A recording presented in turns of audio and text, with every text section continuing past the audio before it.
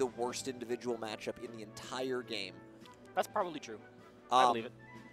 There are certain characters that they can't against Snake. They don't have real options.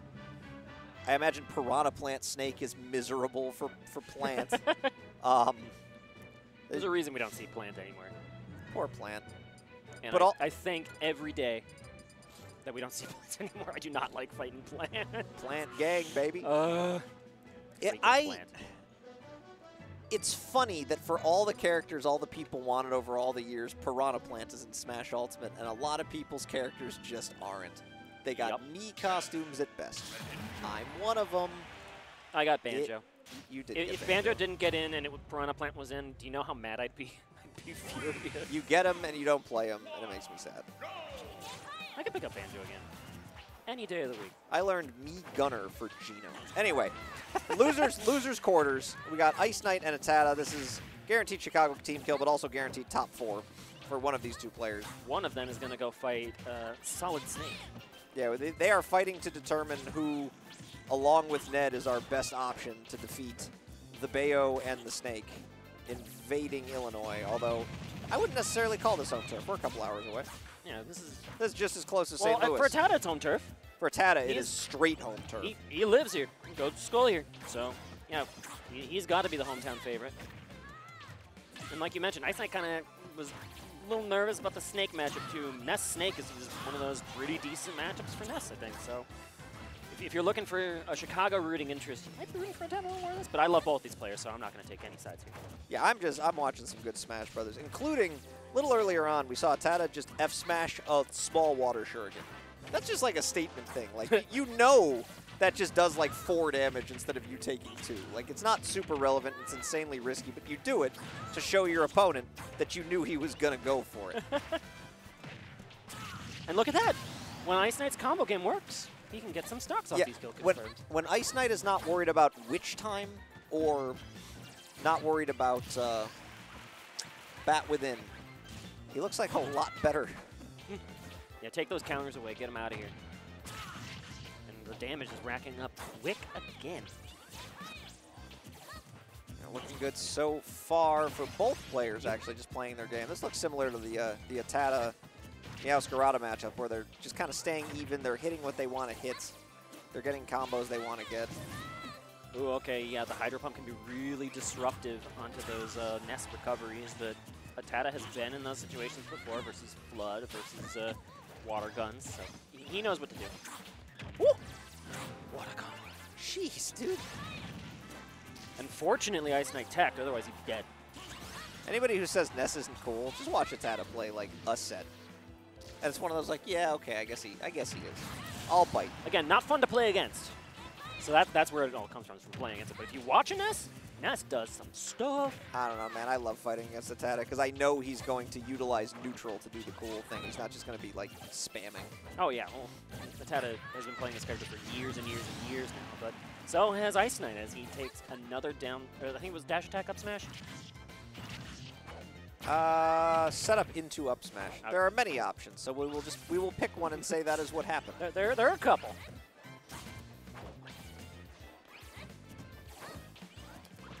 All right. Slowing the tempo down a little bit here. Just going for glancing blows. I like that ATATA has been consistently naring the water shurikens as much as he can. Because as I said it, he just didn't. He almost made that back. Wow, he almost made that back. Huh. That would have been ridiculous. I can hear IceKnight. IceKnight looked at him with like kind of like this, like, huh? and he goes, that would have been crazy, dude. Like, I can hear him say it over there. He's right, too. That would have been absurd. That would have been the best recovery I've ever seen. That would.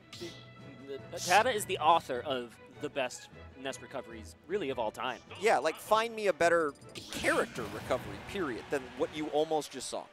As far as, like, recovery as a means of skill expression, yeah, that's ATATA's Ness. He's so good at making these characters. Bad recovery worked great for him. Although it's less bad in Ultimate as well. Third jump as an air dodge. Yeah, Ness, pretty decent. You know, Ness has certain attributes. ATATA understands the attributes of this character. What with his plain shirt and his cold, dead eyes staring you in the face as he throws fire bolts and lightning bolts at you. Hello. What was that? Drag down up air to dare? What was going through his mind there? I want to know. Stuff and things. Sometimes you just free flow with a character like Ness. I was hoping he was going to get like drag down up air into up tilt into another up air, because that is a thing you can do with Ness. That's just a combo. That was a really nice tech. I think he DI'd in so he could tech off the stage and get that little bounce. Help him on the recovery and help him present a hitbox on his way back onto the stage.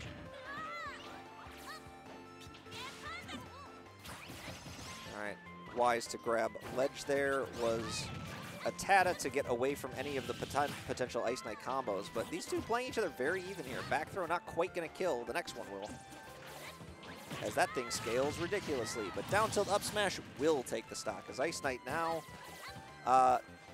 That was on like a pivot backwards down to. I thought that momentum might ruin the kill confirm for IceKnight, but instead he's just confidently able to adjust it. Yeah, IceKnight taking first blood there. Nicely well done. And the damage continuing. Oh, 0 to 50, 0 to 60. Not able to neutralize that water shuriken, and this is a tough spot for ATATA. Yeah, IceKnight playing extraordinarily confidently. At this point, ATATA's like happy to grab ledge every time he's able to. But he's not going to be able to this time. I don't think he makes it back at all. Yeah, he went too low. Hometown. No, even if he went earlier, he was not going to be able to get the tech angle he wants. ATATA always goes for that tech angle at like the 45-degree into the side of the stage. Yeah, from there. He prefers to be below the stage and go straight up because it's the hardest to like do anything about. Well, I mean, if you're going for the stage tech specifically, that was his only way back, was if he got the tech reshoot. What I'd like to see is if he goes low again while IceKnight has the extra stock, not even just run off Hydro Pump, but if you make Ness hit you, it shortens his up B considerably.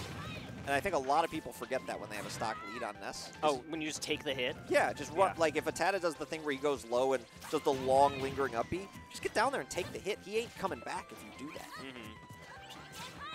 I don't think situationally, I mean, it could with this lead, if you get Ness off stage, it's a good opportunity to practice that almost. Like, it's hard to say that like in a top 8 you're practicing something in a match, right? But make sure it works. You know? Yeah, just test the angles.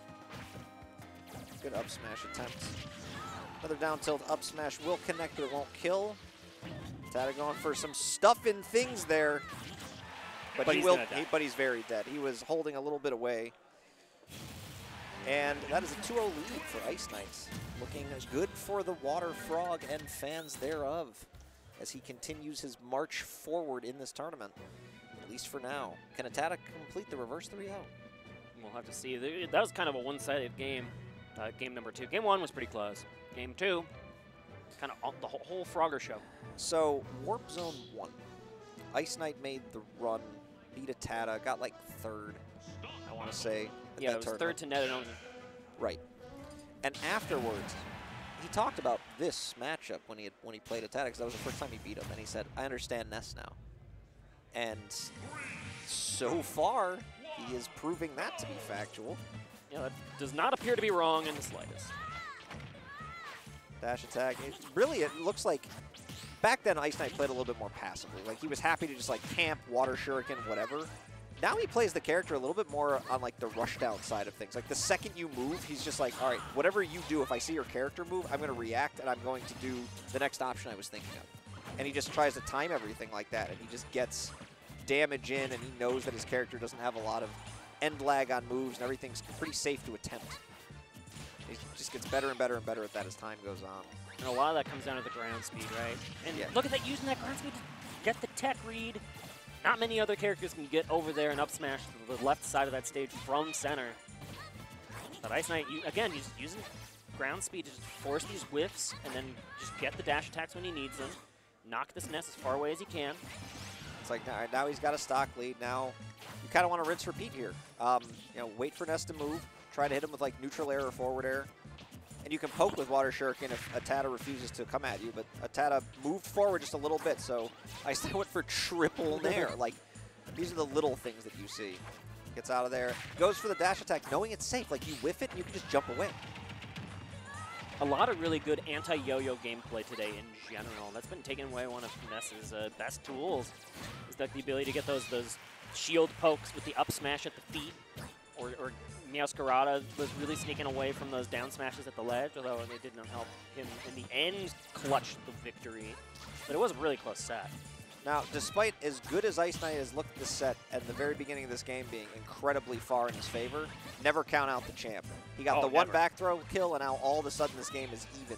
He did a really sweet combo with like the nair into the down tilt grab combo. He does get up smashed there, but he has proven time and again that he can bring back any set at any time. So until it says game, if you're IceKnight, do not take your foot off the gas pedal. Oh, yeah. And there, okay, that up smash almost enough to even up these stocks in game number 3, and that up smash on the ledge is enough to disrupt IceKnight into trying to sneak back on the stage.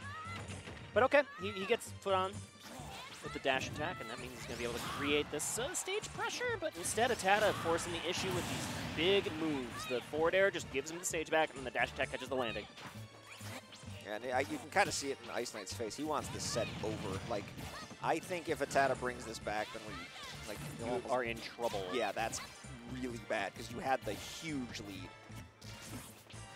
And now he's playing a little bit more passively like he used to and giving ATATA the chance to bring it back. Yeah, don't miss that tech. Good thing IceKnight did not.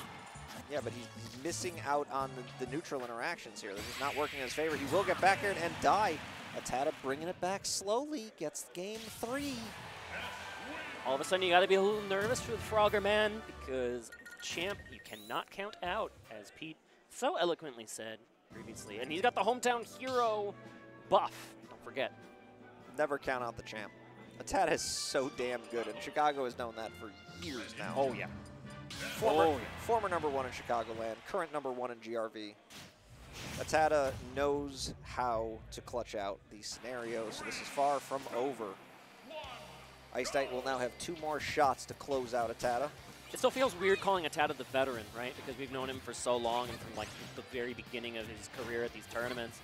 But dude's been playing for like 7 years. It doesn't feel as bad to me now. Calling IceKnight the grizzled veteran between who he was playing at Ignition on Wednesday felt atrocious. Oh, gosh. Oh, careful. You got to know it's coming. The ATATA dare. It's a pretty good move, as it turns out. Okay, I was looking for like maybe a drop-off fair off that shuriken, but maybe that would have been biting off a little bit more than you could chew. I don't think you can get the angle on that under PS2, but he definitely was able to, like... Ooh, he missed the down smash! That drift was godlike from ATATA. I cannot believe he's still on this stock. You're playing with house money right now. Let's see what ATATA can do with it.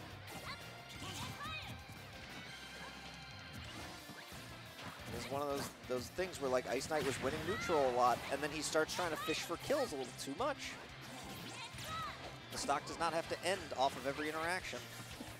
That was the goofiest looking air dodge to the ledge. He had no business magnet handsing that, but Ness is a champ for a reason. Nice reverse on the side magnet to turn around mid-air. He will die for it, but he does get the extra damage on back air before losing the stock. So. Again, that was all. I feel like that stock was just like free money, right? I agree. He should have been dead for all intents and purposes, but... Now, I will point out one thing, is that they've changed stages. They went to PS2. I would never want to fight IceKnight on PS2, because I talked about how he does well when he plays passively. He's able to stay alive a little bit longer, like off of that back throw. He's able to get more chip damage than he would have otherwise with, like, shurikens. And he can poke a little bit further without worrying and still have space to move back. All right, he will die on the empty hop there. Nicely played by ATATA to get the grab. That wasn't an empty hop. That was just a cross-up. He crossed up with up air. Was there an up air? Yeah, and it just put on so much shield pressure that IceKnight didn't know when to drop it. Or even if dropping it would have worked. That's a great question. Oh, he gets a sour hit. He gets the sour hit, but the fact that he even hit that combo to begin with was kind of insane. All right, he will get the down tilt forward air. Now ATATA must take 2 stocks pretty much without losing 1. And this might be where IceKnight finds his second gear. Let's see where we're going. Yep, sending this champ all the way to the top of the stage at the moment. He's shifting into 5th gear at the moment. Oh, yeah, okay, don't miss the tech. Immediately jab. Good stuff from IceKnight. I think he did miss the tech, but ATATA wasn't able to get the jab lock. Like, he got up too fast. All right, he will get the back hit of the up smash again. ATATA at a lot of damage. Forward air is going to take it. IceKnight wins 3-1 after a little bit of a scare there after game 3. It's always terrifying having ATATA still be anywhere near the driver's seat, but I need to stop making